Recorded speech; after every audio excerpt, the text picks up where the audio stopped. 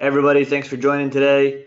We got a great webinar here for you. Before we get started, give people another 60 seconds or so to trickle in. In the meantime, why don't you use the question and answer area to tell us where you're dialing in from and what your role is. We'll read them out as they come in. Hi, Dan. I've got another meeting. I can't wait to see your recording. From Lisa Almason. That was Awesome. Very nice. Great, Lisa. All right, so we got New York account executive, SDR team lead in New York. We got someone from London. We got Las Vegas.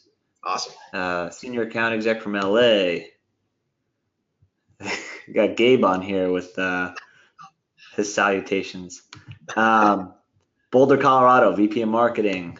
Belgium, London, Taboola, New York sales development. Scottsdale, Arizona. Nice. Boston, Enterprise AE. Texas, Boston. All right. Looks like we're global here. Spokane, Washington, Utah, India, Chicago. India. LA. I think it's like midnight in India right now. Yeah.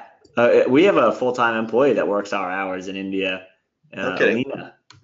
Naples, Florida, Toronto. Okay, I mean we got people writing in Australia. Here we go. Gotham. All right, so we'll get started now.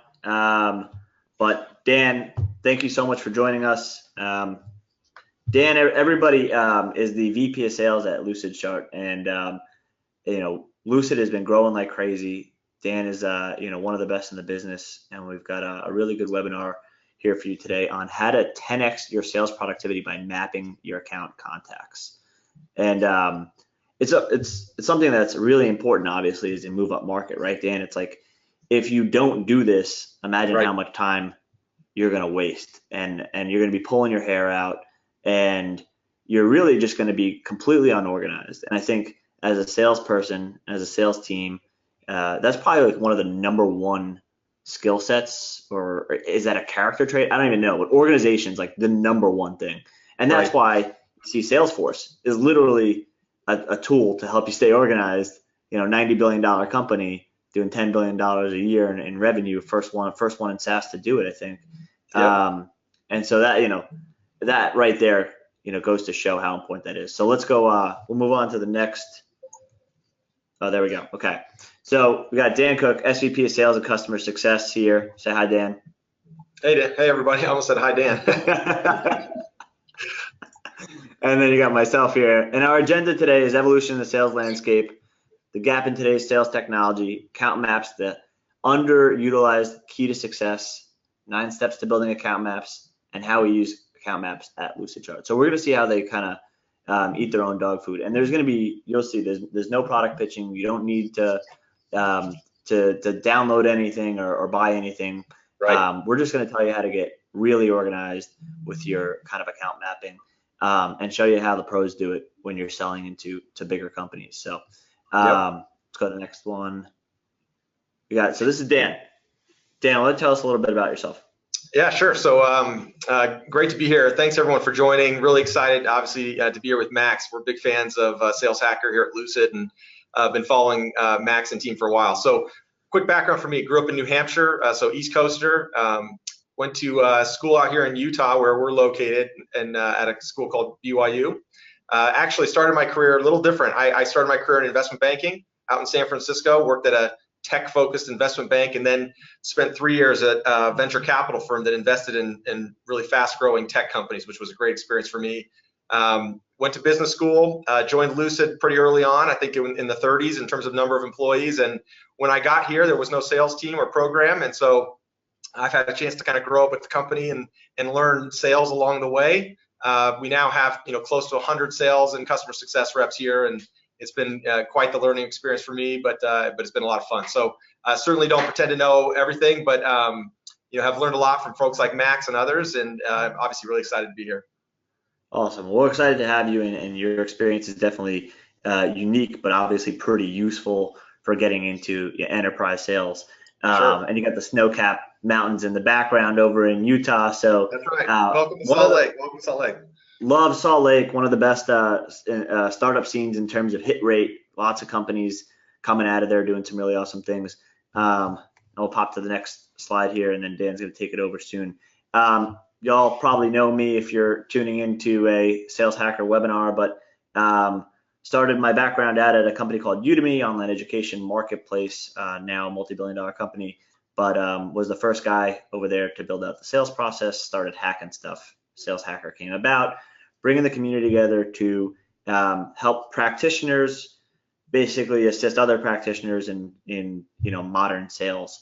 Wrote a book called Hacking Sales, and now kind of just facilitate as much of this as I possibly can, getting leaders here like Dan who are working on modern sales and kind of teaching everybody else some of the new kind of cool things that are happening, making sure everything is tactical, actionable, and obviously very useful. So Dan, why don't you take it away and get us started on the evolution in the sales landscape? Yeah, sure. So again, yeah, thanks for being here, everyone. Hopefully this will be a great use of your time. We've learned a lot here at Lucid as we've incorporated account mapping into our strategy, and so thought we'd share some thoughts there. Before we do, though, wanted to really set it up.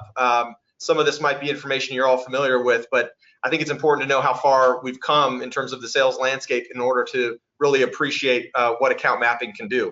And so you'll see here a quick agenda that we'll walk through. And again, looking forward to sharing some of these thoughts with you and answering questions as we go.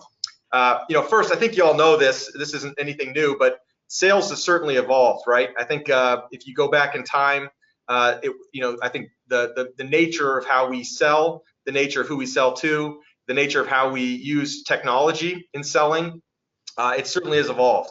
Whereas before, it was a more disorganized approach, maybe not as collaborative. Sales has certainly evolved, and I think that's an important concept to recognize how far we've come. Of course, a big component in the evolution of sales and sales technology is the CRM, which you'll note we've got this kind of visual in the middle of the screen. The CRM has been, a pivotal technology to allow us to both log activities, ensure that we're really staying up to date in the way that we are attacking or approaching a sale and an account. And so the CRM is, of course, important, and we're very familiar with all the players there. But I think what's really interesting is that on top of these CRMs, we've seen a whole host of other technology solutions, everything from email tracking to predictive dialing, that have really changed the way that we even use the CRM. And certainly this sales journey and the technology that we're using will continue to evolve. It's an exciting time to be in sales, to see all the different solutions that have been developed to help us do our jobs. And so I think if you think about how technology has changed, it's also important to note how the buyers have changed. And this is information and data that, again, maybe you've seen before, but as we become more collaborative, certainly as sales get more complex, there's a whole different world of selling, and it incorporates more people. It certainly involves more what could be conflict in the buying process. It's not just one person buying anymore. And so this is an important thing to recognize and understand, because not only as sales professionals do we need to know who these people are, and do we need to know how they're buying, we actually need to help them come to a consensus. We need to be very aggressive, but also very strategic in how we make sure that everyone at our prospect company is staying on the same page as well, and really driving that consensus between stakeholders. Consensus is the key, is kind of the theme, I guess, of this particular slide. Interestingly enough, before I go on, I as I was preparing for this presentation, I had this question in my mind that maybe some of you have asked, what was the world like before we had CRMs and before we had all this technology? And so I called my dad. My dad was he was a stockbroker. He started his career literally cold calling retirees and trying to convince them to buy stocks and bonds through him. And I said, hey, what did you do when you didn't have a CRM? Because I don't think CRMs even existed at the time. And it was actually fantastic. So I said, hey, what did you do before the day of the CRM? And this was his response, which I really appreciated. He said, 3x5 note cards, collated with chronological tabs stored in a steel box. If I called on the first day of the month, I would write my notes and file it on the 7th day of the month for the callback. I could also file by month. It worked great and was cheap. I counted calls with hash marks on each of the cards. If I dialed 100 times, I could talk to 40 people, qualify 10, and make 2 sales. And he said at the peak of my sales, each dial was worth $7 just to pick up the phone and dial. So I appreciated my old school dad, pre-CRM, but clearly a hustler. And I like to hope and think that the apple didn't fall far from the tree. But it just goes to show how much more complicated in some instances selling has gotten, and maybe in some instances we've made it more complicated, but the technology landscape has certainly evolved, and I think has generally helped us in what we're trying to do. So that's a quick review of kind of the landscape of where we've come from, and I don't think that's anything rocket science to probably most of you on the call. But one thing that I think worth highlighting is that we have found that there's still a gap here. I'm sure others find this to be a pain point. God bless Salesforce.com. Here's a great screenshot. But what you'll find is as the sale gets more complex, as there's more people involved in the buying process, guess what happens? More contacts. And so what you see here is just a list of a bunch of contacts. This is a make-believe company, I think, or I hope, because the phone number is the same for every contact. So if a sales rep's trying to actually call these people, they're going to be in trouble. But today's CRM isn't really built for visual consumption. It's not actually built to help you understand the complexity of all of these different individuals. It's really a database. And so this is certainly something that we've struggled with a little bit, and we think leads to a gap in how we think about it and how we think about selling. And so let me actually share another story. It was really interesting for me. We were invited to Box.com's sales kickoff. This was maybe 2 years ago. And we were actually invited because our company, Lucidchart, had built an integration with Box. And so we figured we were going to be there to share some of that information with some of these Box sales reps. And while we're sitting there, it's a strategic account executive, his name's Dean Weedy, he came over to me and said, hey, I love what you guys are doing with Lucidchart. I use you more than I use our CRM. And of course, I was really surprised by this because our product wasn't generally meant to be used for salespeople, or so we thought. And he pulls out his phone and shows me this really great looking account map on his phone that he built in our product. And the account map had pictures and notes of every single person that he was trying to engage with at one of these big Fortune 500 prospects that he was working on. And he told us, he said, every week I'm using this in my account reviews with my VP. I'm using this with my BDR to make sure we're staying on the same page. And I was just blown away because we weren't even doing that here at Lucidchart with our own product. And so I thought, tell me more. We certainly spent some time understanding how he was using it. And so you better believe the first thing I did when I got back to the home office here in Salt Lake is I got our team in a room and I said, hey, we better be using our own product for our account mapping as we're navigating some of these complex sales at some of these really big companies. And it was actually pretty funny. So the first time we did that, I said, hey, sales rep, pull up your account map a week later. And basically this is what he pulled up. It was 3 people, and it was one user that he talked to, it was their boss, and it was their boss's boss. And as you might imagine, this wasn't the most complicated concept here. We clearly weren't talking to a lot of people at the account. And certainly from a strategic perspective, the learning was, hey, we're not actually going very deep here. We're not talking to that many people. And so when we were losing deals or when we weren't having success with a particular account, a lot of it, or so we are hypothesized, could be attributed to the fact that we were only talking to a couple people here. And even though there might have been 10 or 20 or 30 contacts on that account, it was only 3 people that rep was actually engaged with. And as we kind of investigated further, not all of them were actually that relevant to closing a deal at the account. And so we've, of course, tried to eat our own dog food. And this other visual, again, just as a representative of a more complex account map that is supposed to kind of represent the idea that as we went deeper and as we learned more about these companies we were prospecting into, we got a lot more information. We learned about a lot more people. We learned a lot more about dispositions of who liked what we were doing, who didn't like what we were doing, who were going to be blockers, and so on and so forth, which we'll talk about more later.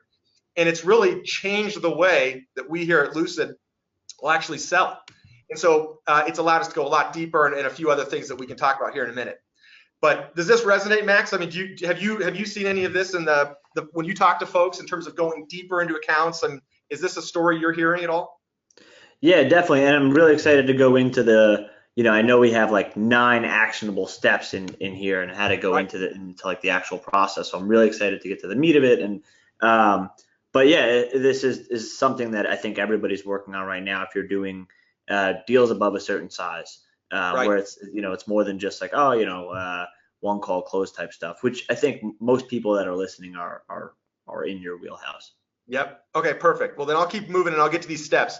I mean, just worth pointing out, these are a few of the benefits that we've then seen as an organization, and we see others benefit from as well. You get more people involved, you get larger deals. Certainly, you're able to get your executive team internally on the same page. A picture's worth 1,000 words, and so you can get everyone to understand how you're navigating the account.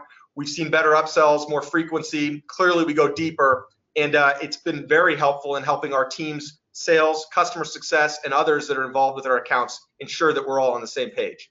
So let me actually skim through this pretty quick, and we can get to the steps per your point, Max.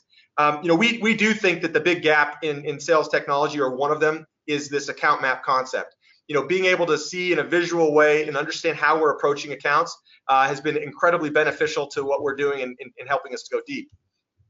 We get deeper into the accounts. We understand new opportunities for revenue. Certainly in our one-on-ones and deal reviews, it helps us get aligned and on the same page quicker. And one really helpful benefit is that when we've changed territories or when a new rep joins, they're able to really quickly get up to date on what's happening at the account. And so let me jump into the steps that we've seen have really helped us to drive this behavior on our team and program. And also just best practices on how to actually build an account map. First, I think it's worth pointing out the Dos Equis guy, most interesting man in the world. Certain folks don't always need to make an account map on every single account or opportunity they're working. But I think a key pro tip and a key concept that we want to make sure everyone hears is that once you start working on these account maps, it's really important that you do it frequently. If you're not keeping the account maps up to date, they then become stale, they become less relevant, and you better believe when that next person inherits that account map or someone wants to get on the same page, they're missing key components of the information. So pro tip 1, underlying everything we're going to talk about here, is you've got to keep your account map up to date and do it frequently, or else that's what the Dos Equis guy said. So the first step, pretty obvious here, it doesn't matter what app or what software solution or what note-taking device you're using. The key component is to get all the right contacts into the right view. So on the left, you see a Salesforce contact list. This isn't helpful. And so what we encourage and guide our reps to do is to pick the 20 to 30 folks, if there's that many, that they think are the most relevant or that they've made contact with to start with. If you get too many more than that, it's going to be a little unwieldy. And so you take these contacts and you're gonna create some icon, whether it's a picture like the one you see on the right side or some framework that you want to use. We can show kind of the shapes that we use here at Lucid, but you want to get them all into one place to be able to view them.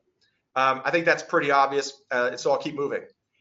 I think this next step is pretty important, and this is where all of a sudden the account map starts to take on some life. Literally, what we'll do is we'll encourage our sales reps to drag a picture of the person from LinkedIn, the name of the person, and their title.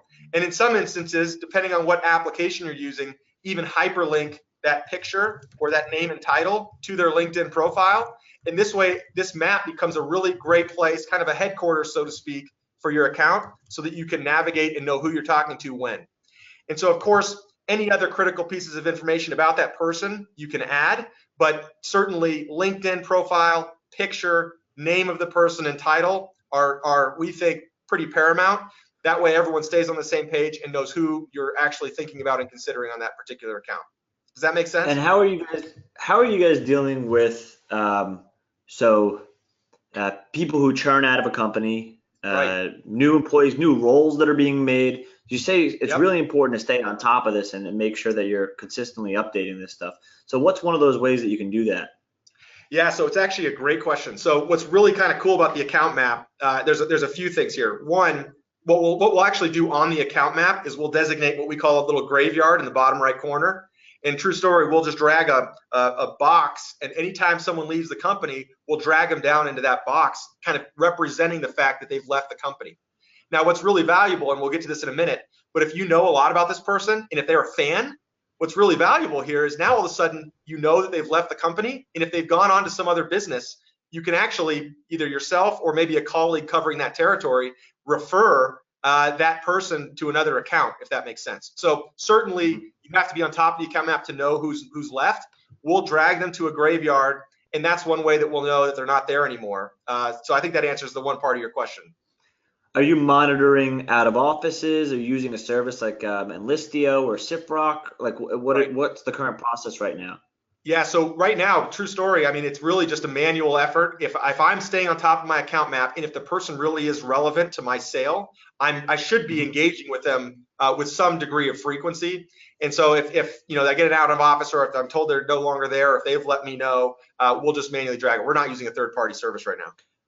And does your account management or customer success team use this information too? So for example, if somebody leaves a company after you've closed a deal with them, after you're working with them, you have the existing account map from that company. Now Yep. that person already bought from you, their company's pretty happy with your service or product. Then you go Yep. to another company, your customer success team can look at that account map and say, all right, this person just went from Mixpanel to Optimizely and they were a happy customer. Let's go contact them right now at their new email address or new contact info and get their new organization set up. So that's another reason why it's really important to have these account maps up to Right. date, even past after you've closed the deal, right? Yep. That's absolutely right. So Max, you just told the whole story. We can just drop the mic and go home now. I mean, I think really, I mean, if you think about it, the power here is sometimes for the rep, certainly to navigate and understand who I should talk to when, certainly to understand the account, but there's these side benefits where all of a sudden the teams that I'm working with, customer success, my BDR, my VP, the executive team, they can really quickly click into this thing. They can know everything. And when people leave to other companies, we're dynamically updating those other account maps as well. And so And I kind of know where you're going with the rest of this presentation, so I'm just asking a couple questions now to kind of tee it up. I won't go into yeah, any of the future get up, slides. man. Get up. But so do you have your organization, real quick broken out into different, let's say you have enterprise, Yeah, mid-market, at each level, how many deals are you doing as a company or as a team, let's say? So like, right. I don't know, is your enterprise team only working on 200 certain specialized accounts, and then Right. so like they really care about making these account maps nice and tight for those Yep. 200, or is it much bigger than that? Yeah, so great question. So certainly at Lucid, we've segmented. We have a small and mid-sized business set of account executives. We have a middle market and an enterprise team. What we found is the more strategic the account gets, which generally means the more people involved in the buying process, the more people you got to win, the more important an account map can be. And then also in our business, where we have end users who find our product, and then we try and roll those users into more enterprisey accounts. These account maps can be really beneficial there. So that's point one. But what we generally will do is we don't tell our reps, hey, you got to have an account map on every single account you're working. We have a program here. It's really more guidance where we say, look, we want every rep thinking of 20 to 25 of their target accounts every quarter. And those are the ones that we're then saying in deal review, in one-on-ones, pull out your account map, let's review it, let's understand what's happening. And what's really great there as a manager is all of a sudden I can say, hey, pattern recognition, this account map hasn't changed since last time we talked. Are you not working this account? Like, what's the problem? What's going on? And so you can start to triage or troubleshoot your reps and why they are or are not engaging with an account. So does that answer that question? Yes. And my last question before we move forward, because I want to get through all these other goodies, but do you have any data or see that new people buy new things, so that it is incredibly necessary for ease of deal purposes? Maybe I don't even know what that phrase would be, but to if somebody comes into that org chart or that account map at a pretty high position and wants to make a statement, that they do so in the first month or 3 months of that new position or new job. Okay, so maybe repeat the question. Are you saying like, say so it one new more people time. buy new things. Yeah. So new people buy new things, right? That's like the expression. Oh, okay. I see your So point. if you're selling into a company and they get a new, let's say, VP of marketing, and that's like your, Yep. your Your head person target. that you need to go to. Exactly. And everybody rolls up to that person that's going to make the main decision or is going to sign off on it. Yep. Do you see that getting to that person early really moves the needle? Do you have any data on that? Yeah, so I think there's two things. We do have some data on it. What I'll tell you is that certainly when a new person joins, if we're keeping this account map updated, we're aware of that and we're able to communicate that clearly. Secondly, what's really interesting is if we understand reporting relationships, which is what you'll see in this step 3, you start to understand who reports to who. What we've actually been able to find is that if we go through the folks we've already navigated or spoken to that might be subordinate to this new executive, let's say, we actually get a 50% higher response rate to the emails when we have our previously identified champions actually reach out to this new executive for us and say, hey, you should talk to Dan from Lucid. So said another way, because we use the account map to identify champions and to know who's on our side, and then to understand who reports to who, we can then go to that champion, have them introduce us potentially to this new executive, and we engage at 50% higher rates with those particular individuals because of that warm champion identified introduction. Does that make sense? Yeah, it's pretty powerful. I'll let you keep going. I'll Yeah, save some okay. questions. We've got a couple in from here too, but I'll throw them in when we get a chance again. Okay, perfect. Yeah, so step 3, I think I just mentioned, but once you kind of got the contacts that you want to work with, once you've put some information on them, we want to understand relationships. And so everyone's familiar with the org chart. Lines that you'll see here are a great way to indicate whether it's a reporting relationship, we'll use a solid line, or whether it's an influencer relationship, we'll use a dotted line. And that then helps us identify, hey, what's actually the relationship between these different contacts? The Salesforce list view sucks at this. And so we find that when we put this into an account map, when we identify the relationships, again, it's all about clarity and information consumption, and this is certainly a way to do that. So I'll keep moving on that. This step I think is a critical one, and we're not going to sit here and prescribe what methodology you might want to use in your sales program, but we think aside from understanding who the person is and what their title is, it's important to actually have some sort of way to identify the nature of these particular people in the buying process. And so you'll notice this white box in the bottom right. These are actually Salesforce's default, what do we call them? The default roles. And so you'll see an economic buyer, decision maker, champion. We inserted user because we have a lot of folks that might be using the product independent of the champions and so on. The blocker, folks that say, hey, don't ever call me again, and so on and so forth. And so you'll notice on this diagram here, which again is just a representation, what we'll have our reps do is as they gather information from these individuals, as they've contacted them, we'll actually use color mixed with these role names to help understand the propensity of this person to want to talk to us, to be a champion, to be a friend, to be a referrer, and so on and so forth. And so this is a critical component to building any effective account map. And if you don't have, if you don't want to use Salesforce's prescribed, role names, you should come up with your own. We've heard a whole host of different methodologies here and weird names, but these are the ones that we use. So I think that's a key component. Who's the champion, who's the blocker, who's an influencer, and so on and so forth. Okay, step 5. So we kind of already mentioned this. I jumped ahead of myself. We'll use the lines in the actual account map to suggest the nature of relationships. Again, there's the reporting relationship. Dan reports to Carl. There's the what I'll call influencer relationship. Finance influences legal. We've learned that everything stops with the finance team, and so we got to make that guy or gal love us. We'll use lines and colors as a way to understand the nature of those relationships. And I think that's an important concept as well. If somebody got airdropped into your account, they're now going to understand at least who they think they need to know and who they should be talking to. So this is a good place to stop and take a breather for a sec. So I want to know how you're going about mapping these out from account by account. So you, at this point, you pretty much know your channel based on all the deals that you've done. So and in the industries you've done. So you can go back and say, all right, well, if we sold to a Fortune 500 company in healthcare, and this was the chart for that company, then when we mirror that to another, even Fortune 5,000 company in healthcare, we can assume that it's going to be the similar titles that we need to go for.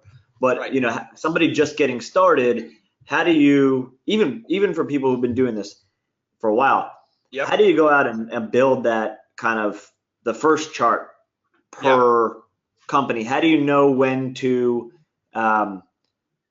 tweak it based on, all right, well, this is like a whole nother beast now. This is a different type of company, or this is a company of a different size. Right. No, so great question. So there's a couple things in there I'll point out. The first is, we kind of take a sandwich approach. This is a bad metaphor. You got your top bun and your bottom bun. So you're going to start at the top.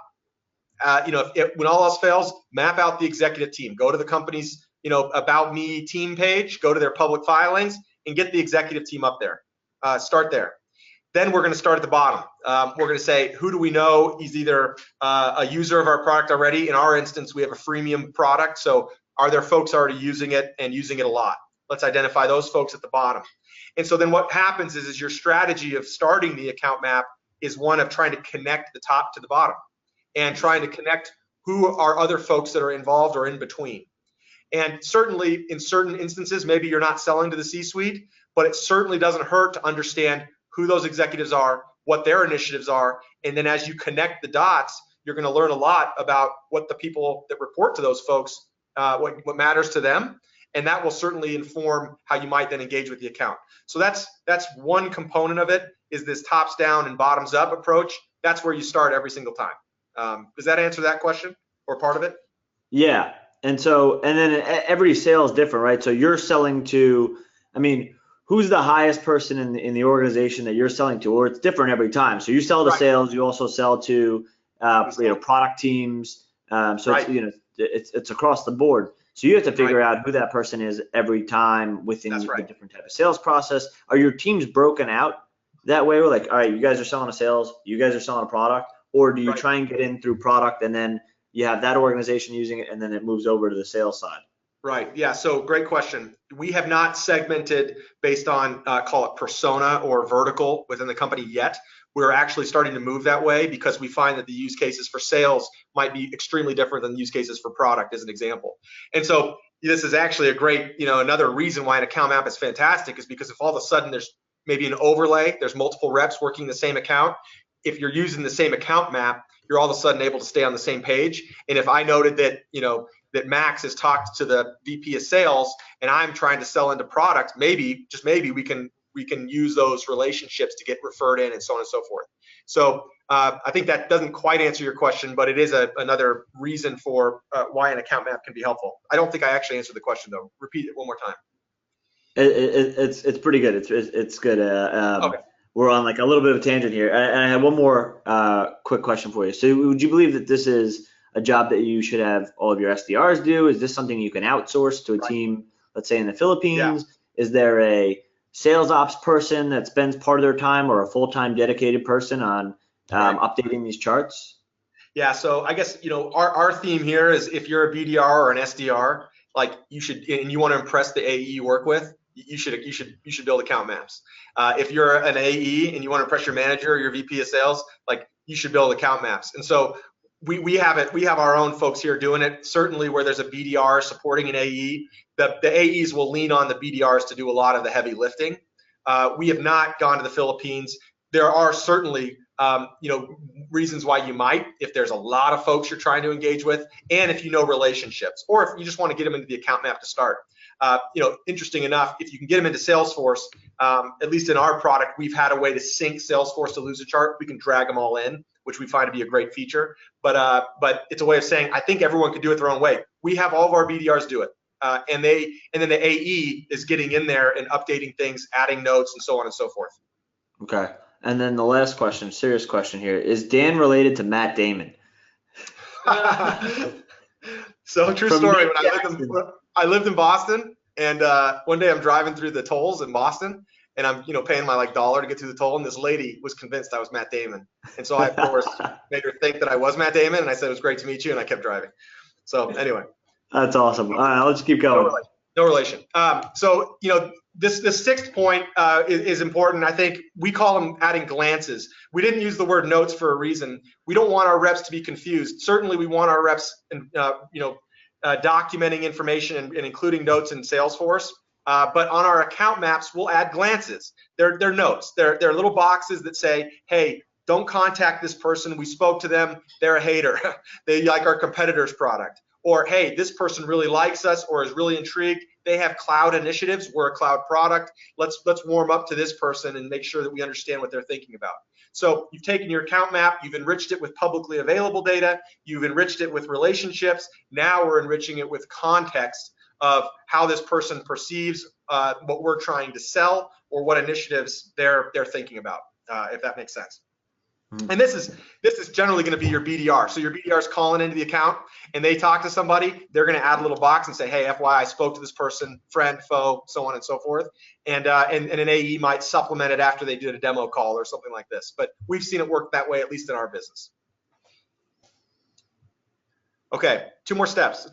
We'll go quick. The sharing and collaborating is a no-brainer. We've already mentioned this, but the more folks you can get in on this account map, the better, right? And so, of course, this is a shout out to cloud-based apps where it allows you to collaborate together. Anything from a Google Doc to Evernote, certainly to Lucidchart. I know, shameless plug, but like when you can get everybody in the same account map, and a BDR goes in there and makes changes, or a sales engineer, or a customer success, or the AE.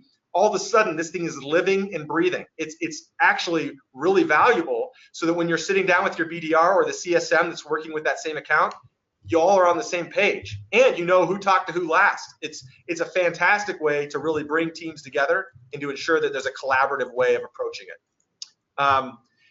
This is a really candid photo of one of our teams reviewing an account map. You'll notice that in the team meeting, it allows them to stay on the same page with what's going on. We do use these in our executive deal reviews on our most strategic and enterprise accounts. We'll have our entire executive team there, and our CEO mandates that we start every single executive deal review by showing the account map of that particular account. And it really quickly, everyone can understand how deep are we in this engagement. And it's been a really valuable way to get a lot of folks on the same page. All right, last step, and this is the one that we've kind of mentioned throughout. You've got to maintain these things. If you don't, they become stale, and before you know it, they lose value. And so when they're these strategic accounts, you only have 5 or 6 of them, you should build it from the beginning. If you're a new rep with a new territory, take those target accounts, the ones you really want to go deep on, and start your account map and get everyone in on it. And as you learn more, keep it updated. And then what happens, and this is a morbid thought, but a rep leaves, get hit by a bus, all of a sudden from a management perspective, you've got all that information inherently kept inside the account map. That's one. Yeah. And certainly there's other benefits as well. So those are the 9 steps we wanted to go through. And before we move on, so let's go into that for a second. Yeah, sure. So you're having all your reps on LinkedIn. Is that like your number one resource to go and find out all this information? And yep, absolutely. Okay. We start with LinkedIn, and then we move to one of these contacts databases, Zoom Info, and okay. So that, we'll use both of them to get information. Okay. So what's your I want to know what's your stack on top of, obviously you use Lucidchart and Salesforce, yep. LinkedIn, Zoom Info, anything else that you think people would find necessary? Yeah, so we use outreach, right? So we built email campaigns as well as in cadences, and also use that as a way to prioritize or help our SDRs and BDRs prioritize who they should reach out to. But that really then, is the stack. We'll put our Lucidchart diagrams in Salesforce, and we have a feature where we can keep those embedded in Salesforce. And so you got the visual account map embedded in Salesforce. You've got these other systems getting you the contacts to include in the account map, and you've got a system like Outreach or Inside Sales to reach out and make sure you're hitting the volume hard on the right folks at the right time. Are you using LinkedIn for job change notifications? What are the key triggers for you? Yeah, we definitely are. I actually am probably not the right guy to talk about. We have an enablement and ops team that are really focused on the triggers and that sort of thing. But we do care a lot about moves, because if somebody leaves the company and they're a Lucidchart champion, you better believe we're calling them immediately to try and get Lucidchart sold there. Oh, we use Sales Navigator. Okay. And Gabe's trying to tell me everyone uses it on our team. So I don't know if that answers the question. Thanks, Perfect. Gabe. Yeah. All right, let's keep going. Okay, no. So I mean, these are the 9 steps. I hope it makes sense. I mean, I certainly has helped us. And just to give you, a final thought, what we've done at Lucidchart, and I've mentioned it throughout, is we have a Salesforce link integration where all the contacts get brought into your Lucidchart account. As you learn about these contacts, you drag them onto the canvas, and before you know it, we have a living, breathing Lucidchart document. It lives in the account in Salesforce, so that anybody who's coming to work on that account can very quickly click into Lucidchart, see what's been happening there, understand who's been spoken with, or who the most recent contact is, who's friendly, who's not. And it's really interesting what it's done for us. First of all, certainly we become a much more efficient team. We're not confused about who's spoken to who last. We're able to get on the same page quicker. Secondly, we're now moving into other departments and groups that we didn't even think about. Because once you see the org chart or the account map, you start to identify the gaps. What do you mean we haven't sold into sales yet? Or what do you know? We don't have any users in engineering. Let's start prospecting into those verticals. And so it helps us identify where the deal opportunities are, which has increased our deal sizes significantly. And so between more collaborative teams, between staying on the same page and keeping that information inside the company and with your sales program, to increasing deal sizes, to getting your executives engaged in a visual way, like bam. I mean, it's been an incredibly helpful way for us to scale our team, and certainly has benefited us. And so it doesn't matter what application you can use PowerPoint, you can use Evernote.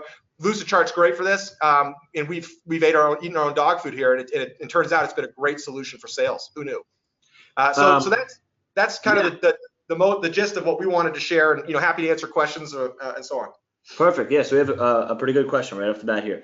How would this work with multiple business units within the one account we are speaking with? Would you create a different account map for each business unit, or would you combine everything? Yeah, so it's a great question, and I think it really is a function of like what your preference is and how often this is happening. So in our product, if we have a subsidiary or a business unit that's just way different, we'll actually create a second tab. So you can actually we can tab it in our product, so you have business unit 1, business unit 2. But what's nice about and again our product is the canvas is kind of unlimited, so you could make it as big and as deep as you want, and then use box shapes to kind of say, hey, business unit 1, business unit 2. So I don't have a particular preference here. I think we've tried to say, hey, what works best for the reps, and I know there's differing philosophies on that. Okay. Another one, is there an appropriate ACV minimum for this major account selling approach? Yeah, so great question. I mean, we've asked ourselves this question a lot, and what we found, and again, this is maybe unique to our business, but we have at the strategic high end where we have big deals, and certainly that story I told you about this box rep resonates here. When you're just working one account or 5 accounts, obviously large ACVs, and I think that is the sweet spot of sweet spots for this. And then the other is if you have a model where maybe there's a lot of different people that could be using your product. We're a very horizontal application, so we're trying to hit a lot of people. That's the other kind of sweet spot. At our SMB segment, where it's maybe 1 or 3 or 4 people involved in the sale, we're not account mapping as much. But when we get into that 10K plus deal size or maybe a little higher, account mapping is extremely beneficial, especially where there's more upsell opportunities down the road. Excellent. And we got another one here. How long does it normally take to put together an account map? So regardless of what they use, thinking through it, I'd say. Yeah, so it's really interesting, and I think we can all appreciate the differing behaviors of the sales pros that we work with. We've got forward-thinking, strategic reps who this is just a part of what they do. In some instances, we've had to remind them that they still need to log stuff in the CRM because they're not even using the CRM. They don't want to use the CRM. They just want the account map to be where all their information lives. But there are other reps, as we've kind of tried to maybe tops down it a little bit, who've said, hey, look, I don't want to do this. It takes too much time. But as soon as they have one good experience where account mapping helps them find a new opportunity or helps them grow their deal size or helps them learn about new, people that they weren't familiar with. They become believers, and then it's just a it's rep driven, which is the best type of process, is when it's not some tops down mandate from sales VPs like me. Yeah. It's something that they want to do because it helps them. Yeah. And so back to a slide you had a little further back, but we have one question here where when you're logging calls and taking notes, are you transferring that into the account maps, or is it just the picture and the tagging, whether you do that in color or actual tag it, and then like the LinkedIn title info and stuff?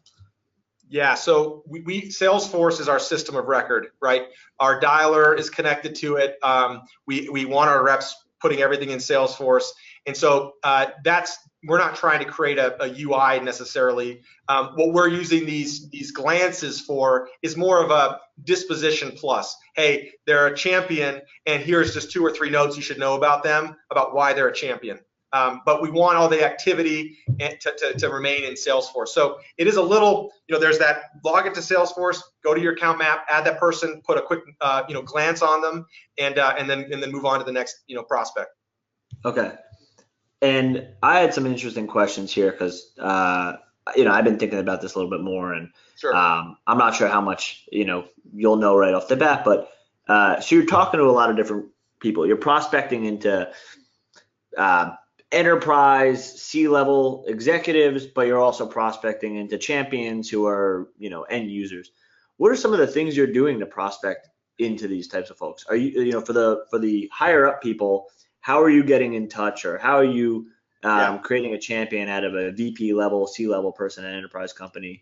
And then, even the users that are end users, what are some of the things you're doing to nurture them, as they're using the product, because you do have a little bit of a freemium model there. Right. Yeah. So this is a good question, Max, and I should charge you for this because this is our secret sauce. But I'll share some thoughts.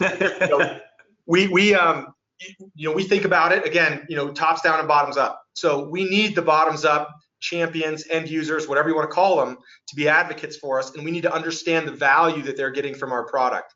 So we'll actually spend time. It's not truly prospecting. It's almost like investigative journalism. We'll call into these end users and we'll say, hey, tell us about what you're doing with the product. Help us understand the ROI you're achieving by using this product, whether it's time savings, whether it's creating sales solutions and proposals in Lucidchart that allow you to produce a lot more, thereby saving you time and money.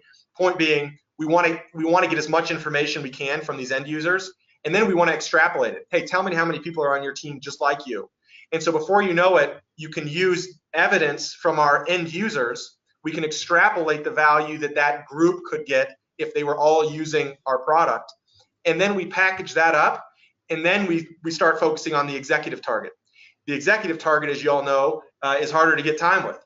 And so what we'll do there is a few things. Number one, we social surround. Gabe Mazar is a magician, and we just find ways to make sure that they know we exist. The second thing that we'll do is we will use these end users who are champions as referrers. They introduce us, and when they give us a shout out, or when they say, hey, you should talk to Dan because the way that Lucidchart's helping them in my job, we get the meeting, right? And then when we get the meeting, it's then packaging up that value that we've learned through our investigative journalism efforts to package up and sell. Hey, this is why everyone needs our product at your company. Does that make sense? Yeah. And then quick question here on that. When you're labeling these champions, so are you actually labeling the champion, color coding, and doing all the stuff that you're doing on this that you're showing us? Or is it just for show on here? Okay. Yeah. This is Lucidchart, and this is a screenshot of our product, in PowerPoint, obviously. But what we do is you drag the shape from this panel on the left-hand side. That's all your contacts from Salesforce. They drag onto the canvas, and then with one click, you can assign them, their role, and then it changes the color. And then we just got to hyperlink their LinkedIn account to the shape, and that way we've got all the information right there. So if the rep's, done the right thing in Salesforce and put the right information on the contact, you can pull it into Lucidchart, and bam, it's 2 clicks, and you've got everything you want. Excellent. That's great. I think we're good on time for today. That was fantastic, Dan. Thank you so much. Awesome. We got a lot of information out of you, and I think everything from org charts to also some prospecting tips, your tech stack, and kind of everything that you're doing in your own process that's clearly working. So thank you so much for your time and for dropping all that knowledge on us. And this video will be up in the next 48 hours on saleshacker.com. So if you missed it or if you want to share with your colleagues, you can do so, and you'll be updated. And if you want to get in touch with Dan, how do we get in touch with you? Yeah, so Dan Cook's my name. You can shoot me a note on LinkedIn, and would love to, if there's questions or thoughts or any kind of ideas you'd like to share. I mean, we're still learning here too, and so if there are best practices that we should be incorporating, we'd love to hear them. But Max, just want to say thanks a ton. Like, we again really appreciate all you do for the sales community. We're big fans of Sales Hacker. Hopefully this has been effective use of everyone's time, and we're big believers too. So anyway, thanks everybody for being here. Awesome. Thank you, Dan. All right, thanks, Max.